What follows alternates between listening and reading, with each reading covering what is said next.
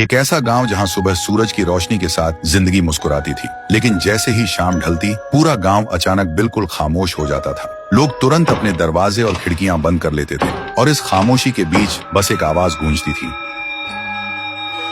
एक ऐसी घंटी जो हर शाम खुद ब खुद बजने लगती थी। और सबसे अजीब बात, वह घंटी बिना किसी सहारे हवा में तैरती हुई चलती थी। उसकी आवाज इतनी तेज होती थी कि जो भी उसे सुन लेता उसके कानों से खून बहने लगता और उसका सिर फट जाता। और सुबह गांव के बीचों बीच उसकी कटी फटी लाश मिलती थी। इसलिए डर के मारे लोग शाम होते ही अपने अपने घरों के दरवाजे बंद कर लेते थे। उसी गांव में रहता था थुंग थुंग। थुंग थुंग खेतों में दिन भर कड़ी मेहनत करता था और शाम ढलने से पहले ही घर लौट आता था। लेकिन थुंग थुंग के दिमाग में सिर्फ एक ही सवाल घूमता रहता था कि अगर घंटी हवा में तैरती है तो उसे चलाने वाली ताकत क्या है और उसका राज क्या है। फिर एक शाम थुंग थुंग ख्यालों में इतना खो गया कि उसे पता ही नहीं चला कब शाम के 7 बज गए। फिर वह जल्दी से घर की तरफ निकल पड़ा, लेकिन गांव में कदम रखते ही उसने देखा वह घंटी हवा में तैरती हुई सीधा उसकी तरफ आ रही थी। ये देखते ही थुंग थुंग घबरा गया और तभी वह घंटी तैरती हुई बिल्कुल उसके पास आकर रुक गई और जोर से बजने लगी। उसकी आवाज इतनी तेज थी कि पूरा गांव कांप उठा। लेकिन थुंग थुंग को उस आवाज से कुछ नहीं हुआ,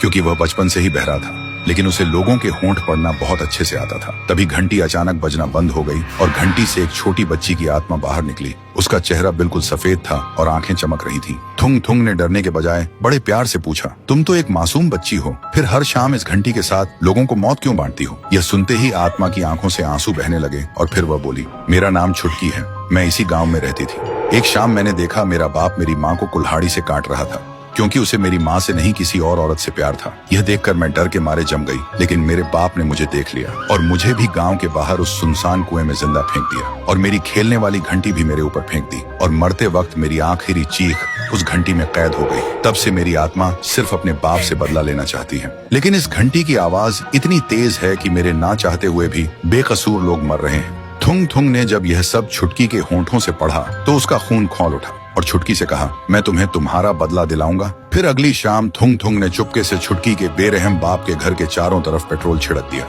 फिर जैसे ही शाम के 7 बजे छुटकी की आत्मा प्रकट हुई, थुंग थुंग ने उसकी तरफ देखकर कहा, छुटकी, अब वक्त आ गया है उन पापियों को उनके गुनाहों का अंजाम देने का। ये सुनते ही छुटकी ने घंटी को पूरी ताकत से बजाना शुरू कर दिया। अगले ही पल पेट्रोल ने आग पकड़ ली और पूरा घर जलने लगा और अंदर घंटी की आवाज से एक ही पल में पापियों के सिर एक एक करके फटने लगे और देखते ही देखते सब शांत हो गया। छुटकी ने आखिरी बार थुंग थुंग की तरफ देखा। उसकी आंखों में अब गुस्सा नहीं सुकून था और धीरे धीरे वह हवा में विलीन हो गई। लेकिन जैसे ही वह गई, थुंग थुंग ने महसूस किया उसके कान अब बिल्कुल ठीक हो चुके थे और वह अब सब कुछ सुन पा रहा था। और उस दिन के बाद गांव का खौफ हमेशा के लिए खत्म हो गया।